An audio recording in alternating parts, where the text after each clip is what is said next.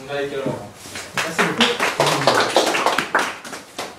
Alors, tout d'abord, merci beaucoup de venir ce soir, malgré les annonces de grève et différents tracas. L'équipe de STF qui travaille avec moi normalement, ils sont partis hier soir, car demain, ils vont assister à une session aux Nations Unies de Genève. Donc, ils sont 6, et normalement, ils sont là tous les jeudis. Alors, c'est pour ça aussi que nous n'avons pas de violon ce soir, et nous ne sommes pas aussi nombreux que nous l'aurions espéré. D'autre part, j'ai eu un peu de difficultés à me concentrer, donc soyez très indulgents, comme d'habitude. Voilà. On aborde, donc on a commencé les semaines de l'excellence au mois de mai. C'était un sujet proposé par Guillaume d'ailleurs. Et la semaine dernière, on s'est beaucoup concentré sur la qualité individuelle, ce qu'on a appelé le savoir-être, devenir soi-même, se produire dans le sens où on doit mettre en scène sa vie, on doit se créer. Mais comme il a été dit, redit par Kola, on ne peut pas vivre tout seul, on est des êtres de relation, et si grande soit la qualité d'une personne, elle ne peut pas s'épanouir si elle est totalement seule. Hein. Même les ermites, en fait, ne sont jamais complètement coupés du monde. Et la réalisation, c'est aussi de savoir aimer, de savoir vivre, et en particulier, on en parlera tout à l'heure, la relation avec la personne de l'autre sexe est une relation très importante qui permet, entre autres, de se reproduire, je dirais, de se reproduire dans la joie, hein, parce que les animaux peuvent se reproduire. Les êtres humains cherchent à transmettre à leurs enfants quelque chose de très profond, et c'est souvent beaucoup lié à la qualité de la relation avec le conjoint. Puis la semaine prochaine, on se penchera un peu plus sur le savoir-faire, le travail qu'on peut faire dans la vie, le métier, la créativité, etc. Alors finalement, comment définir la qualité d'une relation? Il y a tellement de paramètres. Je pense qu'une relation de qualité se reconnaît à une certaine profondeur. Mais ça peut faire peur aussi, parce que certaines relations sont si intenses qu'elles peuvent être presque écrasantes. C'est vrai que l'être humain cherche à être dominé, je pense, par l'amour, subjugué. C'est quelque chose qui est naturel, mais qui peut être extrême. Il y a certaines relations qui sont très profondes, mais presque écrasantes. Donc la personne veut respirer un petit peu. Je l'ai manifesté par quelque chose de descendant. Alors encore une fois, c'est très important. Par exemple, je ne sais pas si vous avez eu des relations très fortes avec vos professeurs. C'est une relation qui peut être très encombrante, parce qu'un professeur a un ascendant énorme, ou les parents parfois, ou le coach. Donc on en a besoin, mais en même temps, il faut évoluer, quoi. Donc, à l'inverse, je dirais qu'une relation de qualité, c'est une relation où on n'est pas dominé, mais on s'élève, on grimpe, même vers l'inconnu, et là, c'est un autre risque. C'est vraiment d'aller vers des territoires inconnus, de se dépasser. Parfois, les deux sont liés, d'ailleurs, parce qu'en fait, le vrai leader va s'effacer et permettre à son disciple de devenir meilleur que lui, dans l'idéal.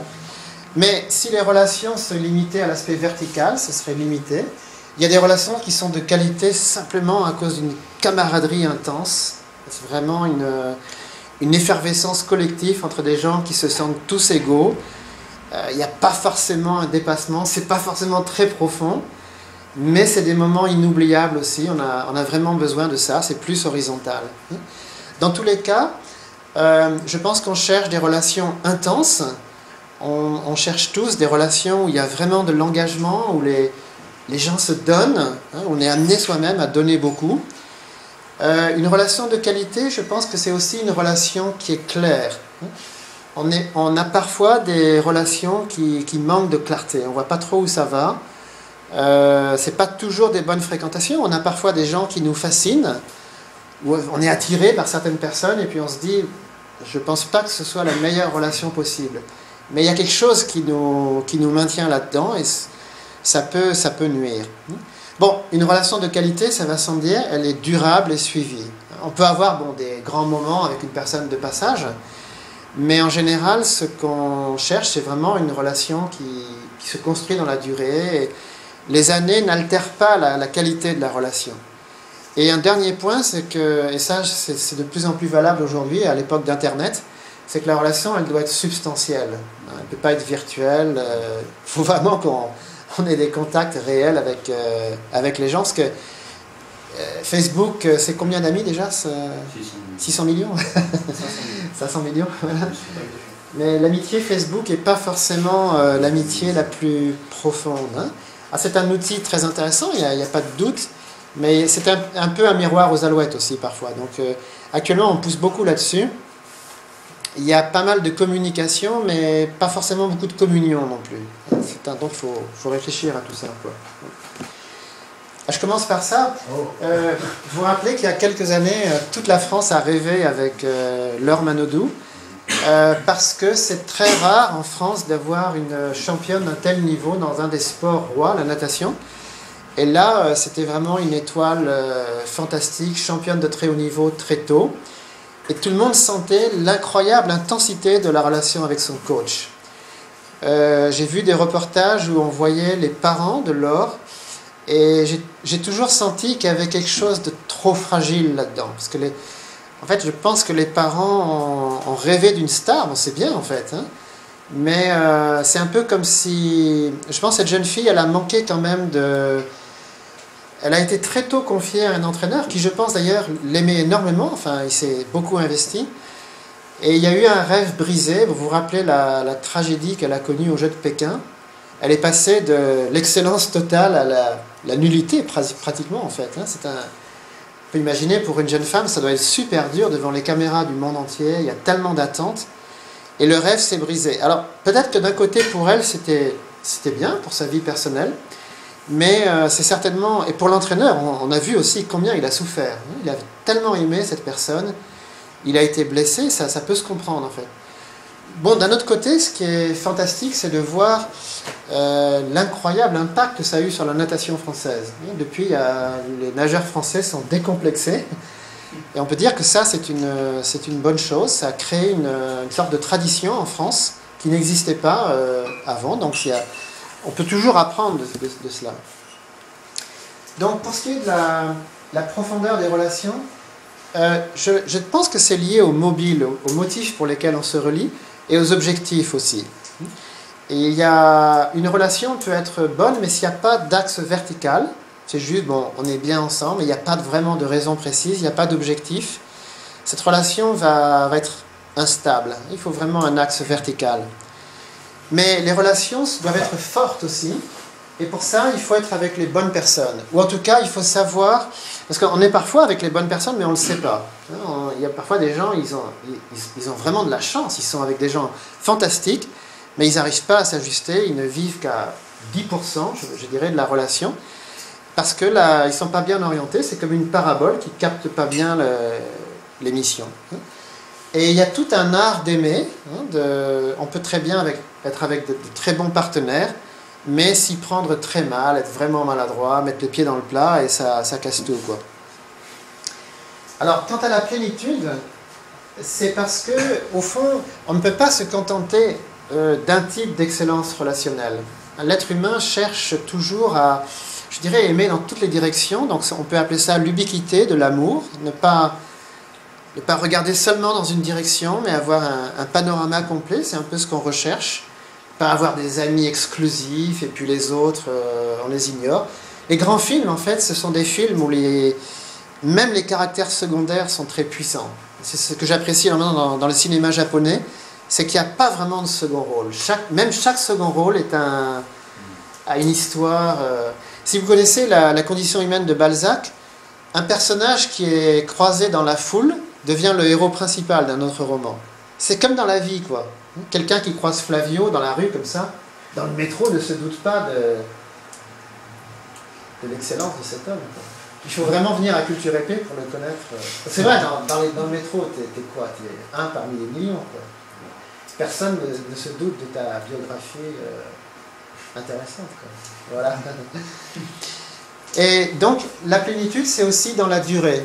Parce qu'on n'atteint pas tout de suite la plénitude. Il y a des moteurs diesel, hein, il y a des gens qui commencent pas fort, et puis ça monte en puissance, et ils finissent en apothéose.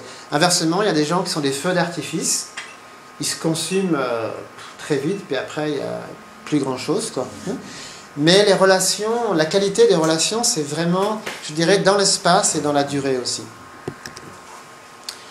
Alors, concernant les mobiles, on peut se demander finalement pourquoi vouloir aimer. Ça, c'est une question, si vous lisez des choses là-dessus, c'est pas clair. Hein. Je vois tellement d'articles qui disent que l'amour, c'est un truc, je sais pas, chimique, phéromone, etc. Bon, bien sûr qu'il y a ce genre de choses, hein, mais il y a quand même une dimension métaphysique dans l'amour. Hein. En fait, ce qui fait que l'être humain veut aimer, c'est la racine de l'amour, c'est le cœur. Et dans les principes d'unification, on le définit ainsi: l'élan irrépressible de chercher la joie en aimant un objet. Bon, un être humain est tout à fait capable de dissimuler son cœur, de dire moi je suis purement boulot, je suis purement connaissance, l'amour c'est pas pour moi, c'est trop compliqué. Mais le cœur est irrépressible. Une personne peut dissimuler ses émotions, mais un jour ou l'autre, ça ressurgit. Alors certains confondent amour et pulsion, ou amour et instinct, ça n'a rien à voir. C'est irrépressible, mais c'est pas du tout instinctif ni pulsionnel. Au contraire, le cœur c'est ce qu'il y a de plus réfléchi en nous, mais pour exprimer son cœur, il faut une réelle maturité, il faut que le cœur grandisse. Une personne qui ne fait pas attention à son cœur, qui ne le cultive pas, qui pense que l'amour ça vient tout seul, ben, elle risque de déchanter un peu. Le cœur s'éduque petit à petit, et c'est seulement si on a du cœur qu'on est sensible, mais vraiment sensible aux valeurs d'un objet. Une personne qui n'a pas de cœur, bon, va trouver un objet, je vais dire charmant ou mignon, etc. Mais ne va pas voir derrière les apparences. Il faut vraiment avoir un cœur profond pour saisir les vraies valeurs d'un objet. Vous avez des gens, bon, ils regardent un tableau, ils disent ouais, c'est joli, bon. Mais un connaisseur va vraiment se casser la tête pour aller au cœur du tableau, quitte à payer un prix, c'est-à-dire les vrais tableaux sont difficiles à comprendre. La musique de haut niveau, ça s'apprécie pas comme ça. Hein. Il faut vraiment avoir du cœur pour chercher de vraies joies, pas des petits bonheurs superficiels. Bon, vous allez me dire, on n'est pas obligé de faire ça. C'est vrai, on n'est pas obligé. Mais dans ce cas-là, on peut aussi passer à côté d'une certaine excellence.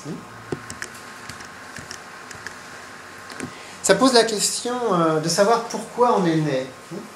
Alors bien sûr, on peut toujours dire qu'on est né pour étudier, pour travailler, pour s'enrichir, pour être utile. Moi-même, parfois, ça m'arrive de vivre d'une façon purement fonctionnelle. Je fais partie d'un groupe, j'ai une fonction, mais je ne suis pas né pour ça, en fait. Et il y a des gens dont c'est le drame. Il y a un de mes amis qui ne vient pas tellement ici, mais son drame, c'est qu'il est très utile à tout le monde, mais il n'est nécessaire à personne. C'est une personne qui a sacrifié sa vie sur de multiples lignes de front humanitaires et autres. Plusieurs fois, il a frôlé la mort pour essayer de sauver la vie des gens. Mais c'est quelqu'un qui, actuellement, ne peut pas du tout fonder une famille, à cause d'une angoisse très profonde qui est en lui. Il ne peut pas s'attacher à quelqu'un, ni fonder un foyer. Donc, il est très utile à beaucoup de gens, mais il n'est nécessaire pour personne. Le soir, il est tout seul, il n'y a personne qui l'attend. Et il est resté un être très solitaire. Un être que j'apprécie énormément à titre personnel. C'est quelqu'un dont j'envie l'héroïsme, je n'ai pas du tout les qualités qu'il a. Mais il est très conscient aussi qu'il passe à côté de l'essentiel. Donc en fait, l'amour, c'est ce qui nous rend vraiment nécessaires. Et Tagore disait, l'amour est l'ultime signification de tout ce qui nous entoure. Ce n'est pas un simple sentiment, c'est la vérité, c'est la joie qui est à l'origine de toute création. Et donc l'amour n'est pas simplement quelque chose de sentimental, ça touche à l'être, à la plénitude. Confondre l'amour avec un simple sentiment ou des émotions, c'est se méprendre sur sa signification. Alors Viktor Frankl, qui était un psychanalyste autrichien, s'est démarqué de Freud très nettement. Il a été disciple de Freud et finalement il a évolué vers une psychanalyse spirituelle. Et il dit, dans l'amour, un ça n'est pas poussé vers un toi. Dans l'amour, un moi se décide pour un toi. C'est ça que j'appelle le cœur. Hein.